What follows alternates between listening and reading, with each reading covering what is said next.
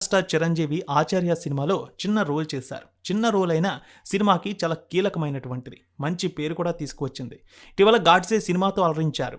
ఇది కూడా యావరేజ్ ఫలితాన్నే ఇచ్చింది. ఇప్పుడు 'కృష్ణమ్మ' అనే సినిమాలో కూడా హీరోగా నటిస్తున్నారు. వివి గోపాలకృష్ణ ఈ మూవీకి దర్శకత్వం వహిస్తున్నారు.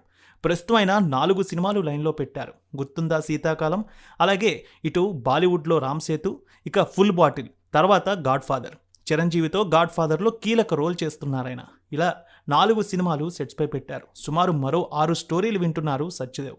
ఇక సినిమాలే కాదు, వెబ్ సిరీస్లో కూడా అదరగొట్టేశారు సత్యదేవ్. 2019లో 'గాడ్స్ ఆఫ్ ధర్మపురి', అలాగే 'లాక్డ్' ఈ 2 వెబ్ సిరీస్లో కూడా నటించి మంచి ఫేమ్ సంపాదించుకున్నారు. అమితాబ్ బచ్చన్ 'బుడ్డా హోగా తేరా బాప్' అనే సినిమా ద్వారా ఇప్పటికే సత్యదేవ్ బాలీవుడ్లో కూడా నటించారు. అయితే అది చాలా చిన్న పాత్ర.